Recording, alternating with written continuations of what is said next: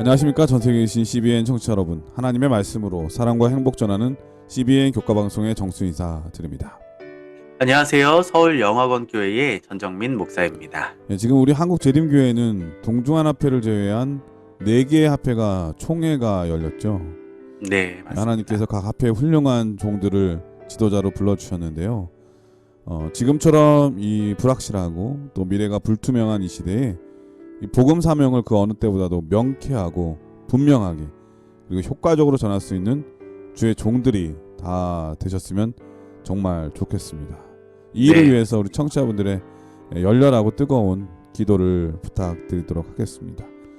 자, 오늘은 이 사랑과 공의의 하나님 제 3번째 시간인데요. 제목은 하나님 마음의 기쁨이 되는 것이라고 하는 제목인데, 먼저 기억절 말씀 읽어드리겠습니다. 너희 하나님 여호와가 너희 가운데 계시니 그는 구원을 베푸실 전능자이시라. 그가 너로 말미암아 기쁨을 이기지 못하시며 너를 잠잠히 사랑하시며 너로 말미암아 즐거이 부르며 기뻐하시리라. 스바냐 3장 17절에 있는 말씀이었습니다. 자, 이번 사랑과 공의의 하나님 3번째 시간의 제목은 하나님 마음의 기쁨이 되는 것이라고 하는 제목인데, 어떤 말씀일까요? 우리가 만약 누군가 내게 가장 기억에 남는 선물이 무엇인지 물어본다면 뭐라고 답할 수 있을까요? 아마도 어린 시절에 눕히면 눈이 감기던 귀여운 양배추 인형, 생애 첫 카세트 테이프에 노래를 들을 수 있었던 워크맨 또는 MP3 플레이어, 삐뚤어진 글자지만 아이들이 연필로 꾹꾹 눌러 적은 편지 등이 있을 것입니다. 목사님은 기억에 남는 선물이 있으실까요? 많이 있는데 제일 최근에 받은 선물이 제 기억에 오래 남는 것 같아요. 네, 저희 딸이 크리스마스 헐리데이 때문에 집에 네, 기숙사에 있다가 집에 잠깐 왔거든요.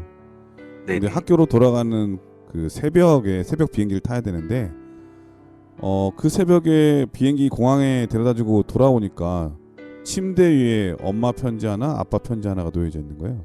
와, 그 편지를 보는 순간 정말 가슴이 뭉클했고, 네, 저희 집사람은 새벽 내내 그 편지를 보면서 울고 또 읽고 또 울고 저도 되게 네, 깊은 감동을 받았어요. 이 편지가 네, 되게 좋구나. 우리 청취자분들도 우리 예수님께 이런 감동적인 편지 많이 쓰셨으면, 우리가 그런 자녀가 됐으면 저도 그런 생각이 많이 들었습니다. 네. 하나님께서 우리에게 바라시는 선물이 있다면 그 선물은 무엇일까요? 그리고 하나님께서 가장 기뻐하실 때는 또 언제일까요? 하나님은 십자가의 공로를 믿음으로 죄인에서 그리스도인으로 거듭나는 하나님이 가장 기뻐하시는 선물이요, 기쁨이 될 것입니다. 어떤 사람들은 구약에 나타난 하나님의 공의로우신 모습을 보고 오해하기도 하지만 하나님은 무정하거나 차가운 분이 아니십니다. 하나님은 언제나 큰 사랑으로 우리에게 다가오십니다. 이번 주 우리는 교과를 통해 하나님은 우리를 사랑하시고 죄인도 은혜를 통해서 마음 깊이 기뻐하심을 깨닫고, 십자가는 우리의 가치를 말해주며 우리는 하나님께 기쁨이 될 수 있음을 느끼며, 또 하나님의 기대를 깨닫고 세상의 기쁨을 나누는 또 행동하는 그리스도인이 되는 법을 우리는 교과를 통해 살펴보게 될 것입니다. 사람이 사랑을 하게 되면 유치해지고 그리고 재밌어지잖아요. 네, 저는 우리 하나님께서 되게 유쾌하시고 되게 유머러스 하신 분 같은 생각이 들어요. 코끼리만 봐도 그렇고, 네. 또 열대과일 같은 거 있잖아요. 이상하게 생긴 두리안 아세요, 목사님? 두리안? 두리안 좋아합니다. 두리안 그 겉모습은 폭탄같이 생겼잖아요. 네, 그리고 그 각종 동물들, 새, 그리고 천연계 나오는 식물들, 그 열매들을 보면 하나님께서 우리를 사랑하시는데 어떻게 사랑하시는지를 엿볼 수 있지 않을까. 이 하나님의 놀라운 사랑, 그리고 우리가 하나님을 기쁘시게 할 때에 우리에게 어떤 축복이 되는지 오늘 전정미 목사님을 통해서 배워보도록 하겠습니다. 그럼 말씀에 앞서 찬미 듣고 시작합니다. 여기 말씀의 방송 CBN 코리아입니다.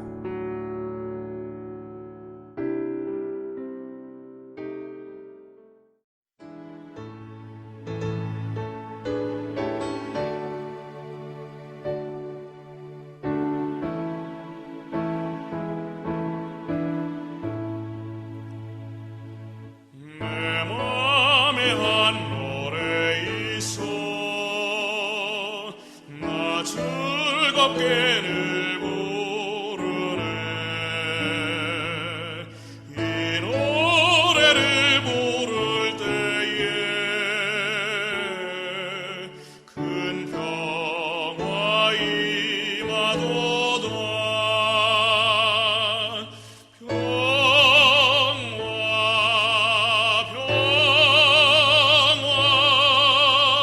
하나님 주신 선물 오 크고도 놀라운 평화 하나님 선물일세. 네, 찬미 잘 들었습니다. 1월 서지는 당신의 생각보다 더 가치 있는 존재라고 하는 제목인데 어떤 말씀일까요? 하나님께서 사랑하지 않는 사람은 없습니다. 그리고 하나님은 우리가 생각할 수 있는 것보다 더 사람을 소중히 여기시기 때문에 죄를 불쾌하게 여기십니다. 그것은 우리를 사랑하시고 죄가 우리에게 어떤 영향을 미치는지 아시기 때문입니다. 1669년은 서양 미술 사상 가장 위대한 화가 그리고 빛의 화가라고 불리는 렘브란트. 이 렘브란트는 한때 성공한 화가로서 부를 누리다가 아내와 자식을 비롯해 모든 것을 잃고 경제적으로 완전히 파산한 채 한 초라한 집에서 임종을 지키는 이도 없이 쓸쓸히 생을 마감했다고 합니다. 이런 고독과 궁핍한 생의 말년에 임한 화가가 죽음을 목전에 두고 완성한 위대한 종교 화가 바로 돌아온 탕자입니다. 그림의 주제는 누가복음 15장의 되찾은 아들의 비유입니다. 술과 여자 등 정욕을 쫓다 모든 것을 탕진하고 돼지 먹이로 연명하다 결국 아버지에게 돌아온 탕자의 이야기인 것입니다. 그러나 이 그림에는 돌아온 아들을 환대하는 떠들썩한 잔치나 탕자를 통해 방종한 삶의 파국을 경고하는 메시지가 나타나 있지 않습니다. 다만 모든 것을 탕진한 아들을 감싸는 아버지의 따스한 온정만이 이 그림 속에 나타나 있습니다. 아버지를 떠날 때에 화려했던 옷은 낡았고 멋지고 탐스러웠을 머리채는 온데간데 없이 사라져버린 아들이 아버지 앞에 죄를 뉘우치며 무릎 꿇은 채로 울고 있고 그를 그윽하게 포옹하는 아버지의 모습만이 존재하는 그림이었습니다. 어쩌면 자신의 마지막 생애에서 하나님께 기휘하고 싶은 그의 마음과 자신을 조건 없이 받아주실 하나님의 사랑을 자신의 그림으로 엮어 놓은 것은 아닐까 생각이 들기도 합니다. 탕자의 이야기가 지금 이 세상에서 일어난다면 어떤 아버지는 넌 유산을 가져가면서 나와 인연을 끊었다. 여기는 더 이상 내 집이 아니다. 라며 내칠 수도 있을 것입니다. 하지만 탕자의 이야기 속 아버지는 전혀 그렇게 반응하지 않습니다. 오히려 탕자가 아직 멀리 떨어져 있을 때 그의 아버지가 그를 보고 불쌍히 여겨 달려가 그의 목을 껴안고 그에게 입을 맞추었습니다. 탕자 이야기는 단 한 사람일지라도 타락한 사람이 집으로 돌아오는 것을 하나님께서 얼마나 기뻐하시는지를 보여주고 있습니다. 탕자의 비유에서 볼 수 있는 가르침 중에 하나는 자기의와 자기애입니다. 첫째 아들은 바리새인이나 율법사들처럼 자기의에 빠져 삶을 낭비하지 않고 아버지에게 보상을 바라며 형제에 대한 배려와 용서를 하지 않았습니다. 그도 아버지의 사랑과 긍휼을 깨닫지 못한 탕자였습니다. 둘째 아들은 자기 애에 빠져 삶을 낭비했고 결국에는 좌절과 자기 연민에 빠져 죄악된 삶을 경험한 탕자였습니다. 하지만 아버지에게 이 두 아들은 아무리 많은 유산과 바꿀 수 없는 아들이었습니다. 세상의 유산과는 비교할 수 없는 가장 가치 있는 자녀들이었습니다.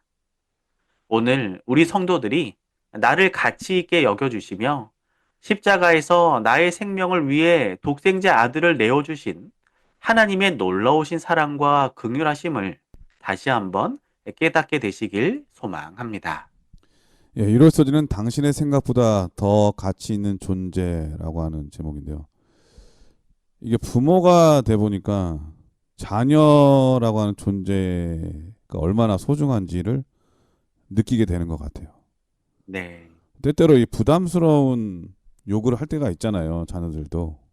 음, 예, 그리고 또 부모의 기대에 어긋나서 이 잘못을 할 때도 있고요. 네. 그럴 때의 속상한 마음도 있는데 그 속상함도 어떤 면에서 사랑인 거죠.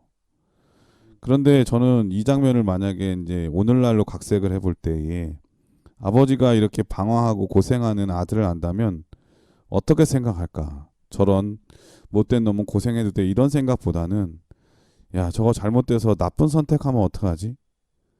그런 마음이 더 들잖아요. 이 부모들은. 네.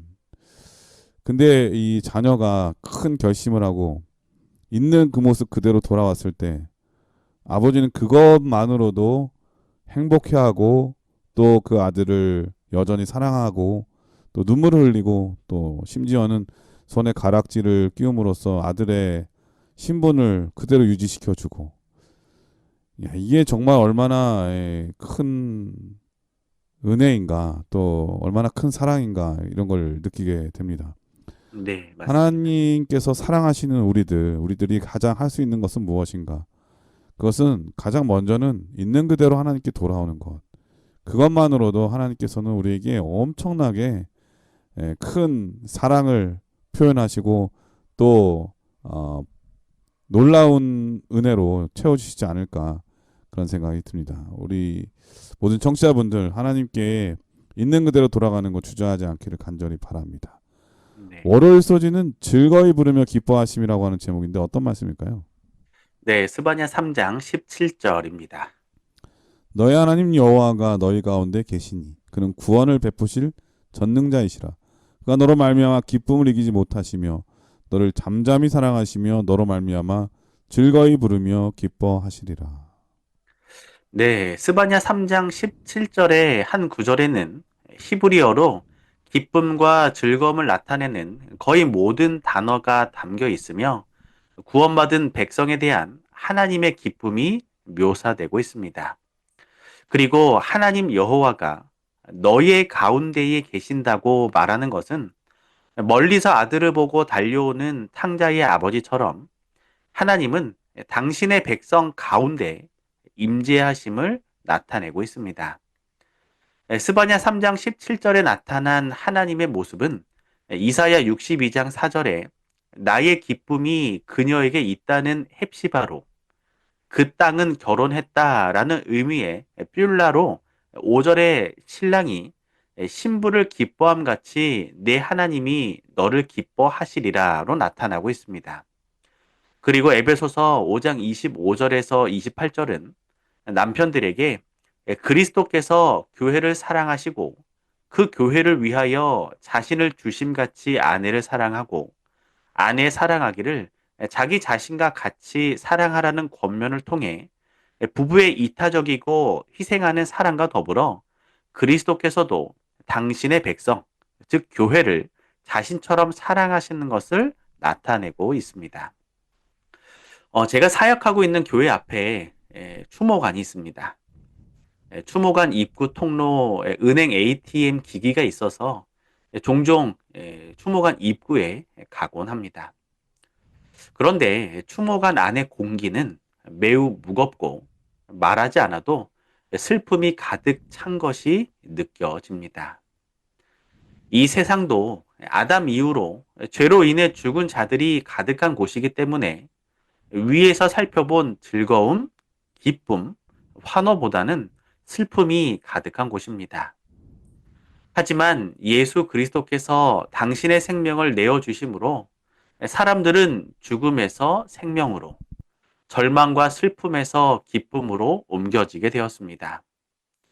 나사로의 누이들, 나인성 과부, 야이로는 이 세상에서 그의 사랑하는 가족이 죽음에서 생명으로, 세상의 절망과 슬픔이 환호와 기쁨으로 변하는 것을 직접 경험했던 것처럼 우리들도 잠시 잠깐 오면 오실 예수님으로 인해 스바냐 3장 17절의 말씀을 외치게 될지도 모르겠습니다. 지금 이 순간에도 하나님은 탕자의 아버지처럼 사망에 놓인 우리가 생명으로 돌아오기를 기다리고 계십니다. 하나님께서 우리를 기다리시는 이유는 심판이 아니라 구원과 회복이 있기 때문입니다. 증언모감 2권 408페이지입니다. 우리는 잃어버린 것을 찾았을 때 목자가 나타낸 큰 기쁨을 마음속에 간직해야 한다. 그분은 이웃 사람들을 불러서 나와 함께 즐기자. 나의 잃은 양을 찾았노라고 한다. 온 하늘은 이 기쁨의 노래에 화답한다. 하나님 아버지께서도 노래로서 구원받은 자에 대한 기쁨을 나타내신다. 이 얼마나 거룩한 기쁨의 장면이 이 비유에 나타나 있는가. 그 기쁨에 참여하는 것이 그대들의 특권이다. 네. 오늘 성도들이 우리를 헵시바와 뷸라로, 그리고 우리가 하나님의 자녀됨을 즐거이 부르며 기뻐하시는 그 하나님의 마음, 그리고 우리가 다시 돌아오기를 기다리시는 그 하나님의 긍휼하심을 깨닫게 되시기를 소망합니다. 월요 소지는 즐거이 부르며 기뻐하심이라고 하는 제목인데, 목사님 말씀 들으면서 군대 첫 휴가를 갔다 온 그 기억이 나요. 네. 군대에서 첫 휴가를 가기 전에는 나가서 하고 싶고 만나고 싶고 먹고 싶은 거 되게 많잖아요. 정말 많이 있죠. 휴가 막상 나가서 부대를 복귀하게 되면 제일 떠오르는 게 뭐냐면, 그때 이거 못 먹은 거, 그때 누구 못 만난 거, 네. 이런 생각을 하잖아요. 맞습니다. 근데 우리의 부모님들은 저와는 완전 생각이 다르다는 걸 나중에 알게 됐어요. 첫 전화를 드렸더니 대번 하시는 말씀이 그거예요. 야, 너 주려고 내가 이것도 했고 나물도 볶아놨고 고기도 재워놨고, 야, 근데 그거 하나도 너한테 못 먹여줘서 미안하다는 거예요. 사실 바쁜 건 저였고 안 먹은 건 저였는데, 이 부모 마음은 그거 못해 먹인 게 너무 아쉬운 거죠. 이 하나님께서 우리 자녀들을 대하는 마음이 그런 것 같아요. 네. 그런데 정작 이 아들은 부모님과 함께 지내기보다는 다른 일 하다가 시간 다 보내고, 그 부모님도 첫 휴가 얼마나 기다렸는지 모르시잖아요. 근데 이제 맞습니다. 우리 아들 온다고. 그래서 그게 지금 떠올라요. 너무나 그때 죄송했구나. 그때 진짜 부모 마음을 헤아릴 줄 알았다면 부모님하고 조금 더 시간을 더 오래 보냈어야 되는데.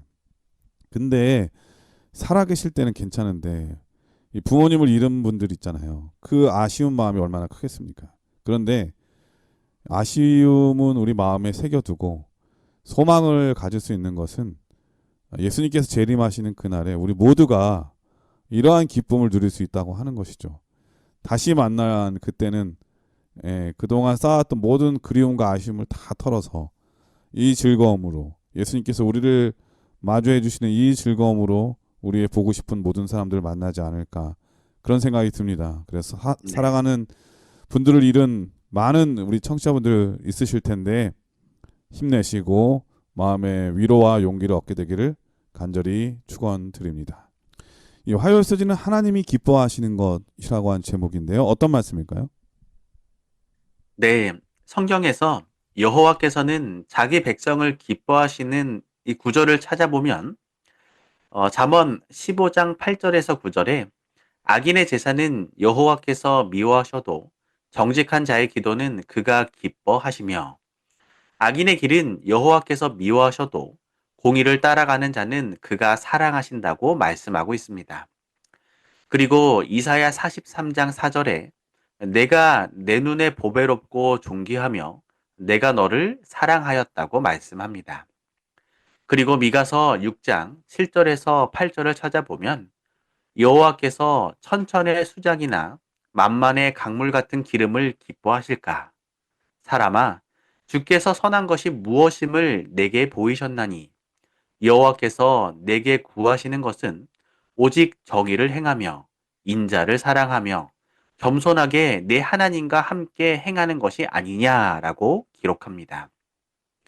성경에서 찾아볼 수 있듯이 전능하시고 부족함이 없으신 절대자 하나님, 당신의 백성이 악인의 제사와 악인의 길을 행할 때 불쾌하시지만 정직한 자의 기도, 공의를 따라가는 자, 정의를 행하며 인자를 사랑하며 겸손하게 하나님과 함께 행하는 자들을 기뻐하심을 넘어 우리 모두를 보배롭고 존귀한 자로 사랑하신다라고 말씀하고 있습니다. 때때로 우리는 하나님은 즐거이 내는 자를 사랑하신다라는 말씀을 오해하지만 하나님은 어떤 가난한 과부가 2 렙돈 넣는 것을 보시고 다른 모든 사람보다 많이 넣었도다라고 말씀하시며 사람의 마음과 중심을 보시며 모든 사람의 헌신을 기뻐하신다는 것을 알게 됩니다. 우리가 아기가 태어났을 때 아기가 할 수 있는 일은 없습니다. 배가 고플 때, 기저귀의 이를 보았을 때, 어딘가 아플 때, 우는 것, 그리고 부모를 보고 쌩긋쌩긋 웃는 것 외에는 할 수 있는 일이 거의 없습니다. 예, 근데 그거 무시하면 안 돼요. 그 네, 애들이 쌩긋쌩긋 웃을 때 있잖아요. 아기들이. 네, 네네. 부모님들 그런 얘기 하잖아요. 평생 갚을 은혜 얘가 지금 다 갚았다고. 예, 네, 부모님들이나 어른들은 그 아기의 그 정말 티 없이 맑고 정말 예쁜 웃음만 봐도, 웃는 미소만 봐도 그렇게 행복하고 아름답게 보이나 봅니다. 맞습니다. 그 모든 피로와 그 스트레스가 다 풀리죠. 네. 그래서 하나님의 자녀들은 감사를 많이 해야 돼요. 하나님께. 네, 네. 맞습니다. 네, 아기를 바라보는 부모는 아이의 모든 것이 기쁨이 되고 행복이 됩니다. 아이가 자는 것을 볼 때, 아이가 눈을 마주쳐 주었을 때, 아이가 옹알이를 하는 소리를 들었을 때, 이 모든 것이 부모의 행복이 됩니다. 어느 마을에 나무찜으로 근근히 살아가는 나이 많은 할아버지가 있었습니다. 그런데 할아버지의 믿음이 어찌나 좋던지 혼자 살면서도 늘 신앙생활에 힘쓰며 입에서 찬송이 떠나는 날이 없었습니다. 산에 가서 나무를 해가지고 내려올 때는 언제나 교회 앞에 나무찜을 세워놓고 성전에 들어가 1시간이고 2시간이고 기도를 드린 뒤에 기쁜 얼굴로 다시 나오곤 했습니다. 날마다 이 모습을 지켜보고 있던 목사님이 할아버지에게 물었습니다. 할아버지는 무슨 소원이 그렇게 많아서 늘 기도를 하십니까? 할아버지가 대답했습니다. 아닙니다. 저는 특별히 무엇을 달라고 기도하는 것이 아닙니다. 그다지 필요한 것도 없습니다. 저는 다만 이 성전에 나와서 하나님 얼굴을 바라볼 뿐입니다. 그러면 하나님께서도 저를 내려다 보십니다. 이렇게 하나님과 마주보는 것만이 저의 유일한 행복입니다. 오늘 우리 성도들이 하나님의 기쁨이 되시고 기뻐하심을 넘어 우리 모두를 보배롭고 존귀한 자로 사랑한다라고 말씀해 주시는 하나님께 더 가까이 나아가시고 하나님을 자주 바라보게 되시기를 이 시간 간절히 소망합니다. 예, 화요일서지는 하나님이 기뻐하시는 것이라고 하는 제목인데요. 오늘 말씀에 의하면 하나님께서 기뻐하시는 것은 우리가 정직하게 행하는 것이고 또 정직한 마음으로 기도하는 것, 그리고 악을 버리고 공의를 따라가고 또 그것을 존귀 여길 줄 아는 사람, 이런 사람 하나님께서 기뻐하신다고 하는 것을 오늘 배울 수 있었습니다. 근데 이 부모와 자식 간에 잘 아는 것 같아도 모를 때가 되게 많잖아요. 네. 근데 부모님이 기뻐하시는 것을 자녀들이 이 무심한 말투나 얼굴로 딱 와서는 저도 같이 하고 싶습니다라고 한마디만 해도 부모 입장에서는 그게 그렇게 고맙더라고요. 네. 예전에 이제 제가 이제 교회에서 봉사대를 가는데 저희 아들도 바쁘지만 공부하는 네. 학생이니까 같이 갔으면 했거든요. 근데 말하지 않았는데 어느 날 같이 가겠다고 자기 스스로 얘기를 하는 거예요. 아, 그리고 그 무더운 그 필리핀 그 시골에 봉사대를 같이 갔던 기억이 있는데 저는 그게 그렇게 행복하더라고요. 뭔가 같이 할 수 있는 것. 우리가 하나님의 일을 진정한 자원하는 마음으로 기쁜 마음으로 함께 할 때 하나님께서는 얼마나 기뻐하실까 그런 느낌이 들었고요. 네. 우리가 또 하나님이 기뻐하시면 가만 계시지 않잖아요. 우리 자녀들에게 부모가 좋은 것을 다 주려고 하는 그 마음 그대로 하나님께서 우리에게 엄청난 복과 은혜를 베풀어 주시지 않습니까? 음. 목사님도 어렸을 때 부모님께 용돈 받으려고 뭐 구두 닦거나 뭐 심부름 해본 적 있죠? 네, 뭐 집안 청소도 해보고 설거지도 이제 해보고 이제 했는데요. 네. 네. 용돈을 별로 안 주시던가요? 아, 저도 뭐 기대만큼은 받은 적은 없지만 그래도 주셨던 기억이 나요. 네. 그거 왜 그러냐면은 기특한 거죠. 맞습니다. 하나님이 기뻐하시면은 얼마나 더 큰 은혜를 우리에게 주겠습니까? 인간의 부모는 형편 때문에 여러 가지 상황 때문에 우리 자녀들이 원하는 거 다 못 해줄 때가 많거든요. 음, 부모가 돼 보니까. 그런데 하나님은 온 우주의 창조주시고 만물의 통치자시고 전지하시고 전능하시고 불가능이 없는 분이시잖아요. 그런 네. 하나님께서 우리 때문에 기뻐하신다면 얼마나 큰 축복을 내려 주시겠습니까? 하나님이 기뻐하시는 것이 우리의 힘이라고 하는 거 여러분 꼭 잊지 말아 주셨으면 좋겠습니다. 그럼 여기서 참여곡 들으시고 계속해서 수요일 목요일 소지를 공부하도록 하겠습니다. 여기는 말씀의 방송 CBN 코리아입니다.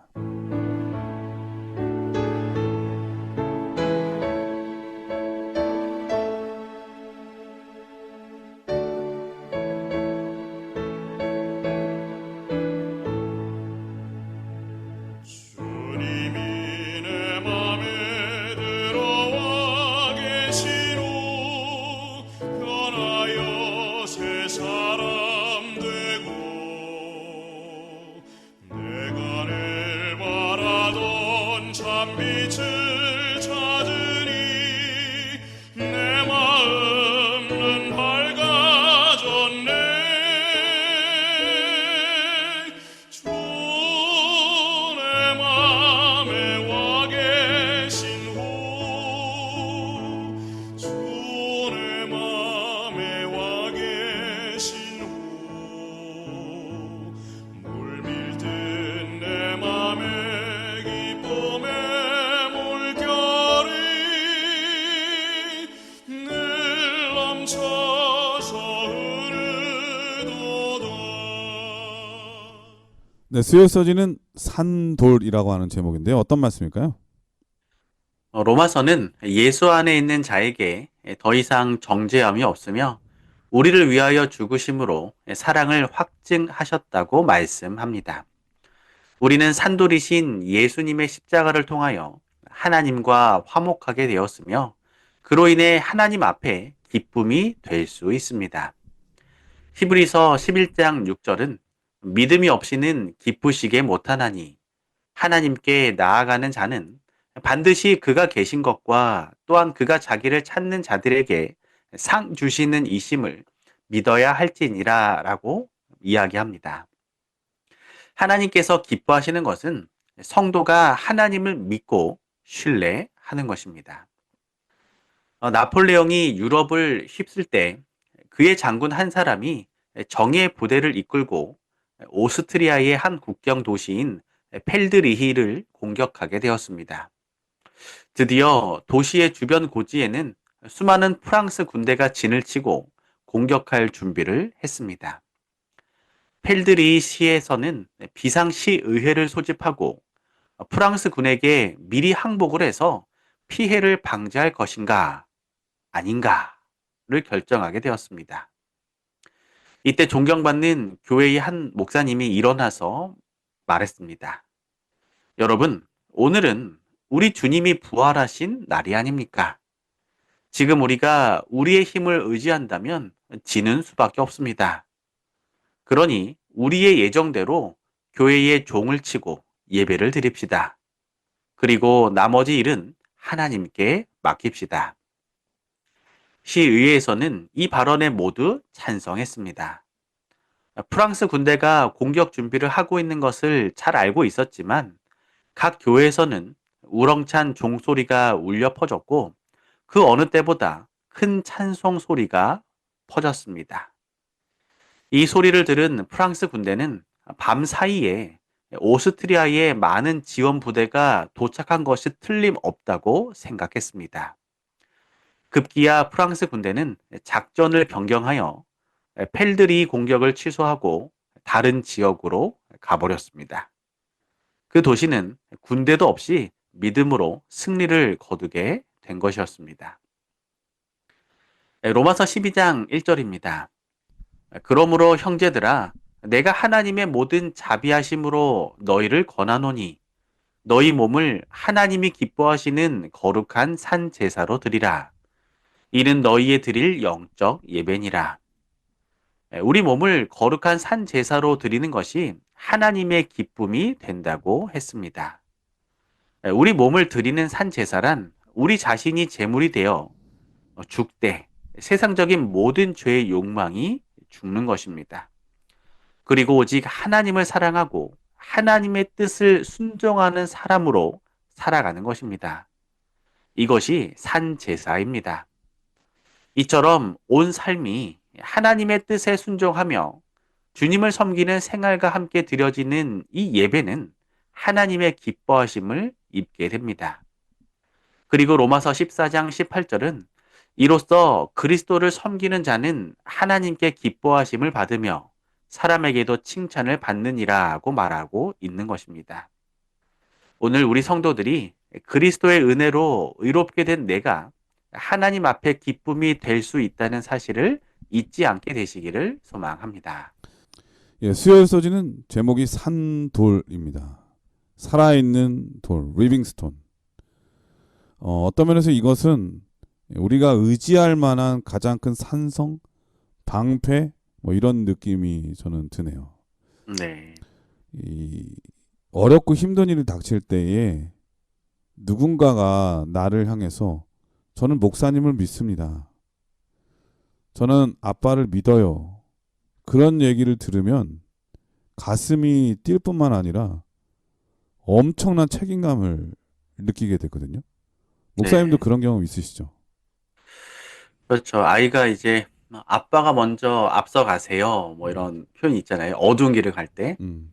아이가 이제 뒤에서 졸졸졸 따라오거나 뭐 제 이제 옷 끄덩이를 잡고 예, 따라올 때 네네. 아, 이 아이가 나를 믿는구나. 음. 이제 나를 든든히 생각하는구나. 뭐 그럴 때가 종종 있는 것 같습니다. 그거는 뭔지 삶으로 직접적으로 보여주는 건데 말만이라도 그런 얘기 들으면은 엄청난 책임감을 느낄 때가 많거든요. 저 같은 경우는. 네, 맞습니다. 우리가 하나님을 의지한다고 하는 것, 믿음을 표현할 때 하나님께서는 우리를 책임져 주시죠. 음, 세상의 그 어떤 환경과 어려움, 곤란한 상황 속에서도 우리를 지켜주시는 하나님의 산성, 방패가 되어 주신다고 하는 사실입니다. 우리가 이 사실을 믿고 어떠한 상황 속에서든지 우리의 믿음을 하나님께 나타낼 수 있는 그러한 하나님의 자녀들이 다 되셨으면 정말 좋겠습니다. 목요일 소지는 최고의 목표라고 하는 제목인데 어떤 말씀일까요? 네, 어떤 보험회사에서 이런 조사를 했다고 합니다. 아내가 남편을 기쁘게 하면 남편의 사고율이 감소하고 직장에서도 승진을 빨리 하고 또 집도 빨리 장만하고 수명도 5년 이상 길어진다고 합니다. 환자가 이거 우리 방송을 듣는 우리 많은 분들이 정말 마음에 새겼으면 좋겠네요. 아, 예. 아내를 기쁘게 하고 남편을 기쁘게 하면 그 자체로도 복이 되지만 그 부수물로 이르러 오는 그 축복이 이렇게 큰 거예요. 맞습니다. 네, 또 환자가 의사를 기쁘게 하면 의사는 자신의 능력을 최대한 발휘해 환자가 나을 수 있도록 도와주지만 환자가 의사를 불신하면 성심껏 진료하는 데 지장을 준다는 것입니다. 학생이 선생님을 기쁘게 하면 선생님은 최선을 다해 가르치게 됩니다. 다시 말하면 남을 기쁘게 하는 것은 결국 자신에게도 이로운 일이 된다는 것입니다. 그렇다면 우리가 하나님을 기쁘게 한다면 우리에게는 어떠한 일이 일어날까요? 하나님은 당신의 자비와 중보의 보호 아래 있는 자들이 보이는 지극히 작은 반응에도 기뻐하십니다. 우리 인간이 하나님께 보이는 지극히 작은 반응을 믿음이라고 표현해 보면 어떨까요? 마가복음 9장 17절에서 29절을 보면 어느 날 무리 중에 하나가 귀신 들린 아들을 데려옵니다. 어릴 때부터 귀신은 그를 죽이려고 불과 물에 자주 던지기도 했습니다. 그래서 예수님의 제자들에게 아들에게 들어온 귀신을 내쫓아 달라고 했지만 내쫓지 못했습니다. 제자들은 의기소침해졌습니다. 예수님은 믿음이 없는 세대여, 내가 얼마나 너희와 함께 있으며 얼마나 너희에게 참으리요. 그를 내게로 데려오라 라고 말씀하십니다. 그리고 예수님은 할 수 있거든이 무슨 말이냐? 믿는 자에게는 능히 하지 못할 일이 없느니라 라고 귀신 들린 아들의 아버지에게 말씀하셨습니다. 아버지는 절박한 마음으로 말합니다. 내가 믿나이다. 나의 믿음 없는 것을 도와주소서. 이때 예수님은 아버지의 믿음의 크기를 측정하지 않으셨습니다. 믿음이 부족하니 믿음을 더 키워서 다시 오라고 말씀하지 않으셨습니다. 예수님에게는 아들을 살리고자 하는 지극히 작은 반응, 즉 믿음을 보셨습니다. 우리가 믿음이 없이는 하나님을 기쁘시게 하는 것이 불가능하지만 예수님은 아주 작은 믿음도 받아주시는 분이십니다. 성경은 믿음은 바라는 것들의 실상이라고 말합니다. 그리고 야고보는 어떤 사람은 말하기를 너는 믿음이 있고 나는 행함이 있으니 행함이 없는 내 믿음을 내게 보이라. 나는 행함으로 내 믿음을 내게 보이리라 하리라 라고도 말합니다. 하나님이 기뻐하시는 믿음이란 바라는 것들이 이루어진다고 확신하는 믿음이며 그리고 귀신 들린 아이를 살리고자 예수님 앞에 나온 아버지의 행동하는 믿음입니다. 어느 교회 건축 현장에서 3명의 벽돌공이 땀을 흘리며 벽돌을 쌓고 있었습니다. 그때 지나가던 행인이 당신은 지금 무엇을 하고 있습니까? 라고 물었습니다. 첫 번째 벽돌공은 보시다시피 벽돌을 쌓고 있지요. 두 번째 벽돌공은 하루치 돈벌이를 하고 있답니다. 세 번째 벽돌공은 저는 지금 하나님의 대성전을 짓고 있습니다. 이 성전이 완공되면 많은 사람이 하나님을 예배하고 찬양하겠지요. 하나님께서 기뻐하시는 믿음은 무엇일까요? 오늘 우리 성도들이 우리에게 부족하다고 하지 않으시고 우리의 작은 믿음도 받아주시는 하나님의 놀라운 자비에 감사하며 또 우리는 믿음으로 하나님을 기뻐하는 그러한 삶을 살아가게 되시기를 이 시간 소망합니다. 예, 목요일 서지는 최고의 목표라고 하는 제목인데 바로 이 최고의 목표는 하나님을 기쁘시게 할 때에 우리는 얼마나 큰 축복의 사람이 되는지 다시 한번 생각할 수 있는 그런 말씀이었던 것 같습니다. 저는 기억나는 게 목사님께서 앞서 환자가 의사를 기쁘시게 하면 그 환자를 대하는 의사의 태도가 달라지고 네. 그리고 또 그 환자를 낫게 해주려고 하는 그 의사의 능력이 최대치가 된다고 그랬잖아요. 네네. 성경에도 보면은 예수님께서 스스로 의사라는 말씀 하시거든요. 건강한 자에게는 의원이 쓸데없지만 병든 자에게 쓸데있다. 예수님께서 의원 되시는 것을 우리에게 말씀하시는데 우리가 다 죄로 인해서 병든 자들이잖아요. 근데 이 병든 자가 의사이신 예수님을 기쁘게 하면 어떻게 되겠습니까? 이건 100% 완쾌죠, 완쾌. 네. 병든 자가 나음을 입었다는 것만큼 행복하고 즐거운 일은 없고 환자에게 이것보다 더 큰 목표는 없잖아요. 왜냐하면 세상의 최고 가치는 생명이기 때문에 그런 거잖아요. 그리고 우리 세상 살아가는 우리들은 이 관계를 통해서 살아가잖아요. 그래서 관계가 원활한 사람은 행복감이 높아지고 관계의 아름다움은 어디서 오는가?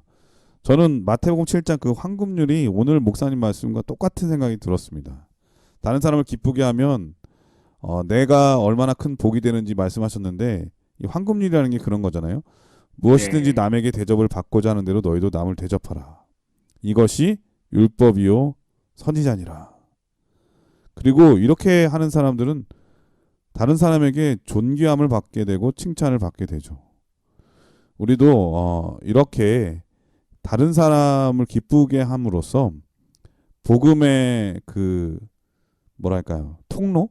복음을 전하는데 얼마나 큰 용이해지고 얼마나 큰 유익이 되는지 모르겠습니다.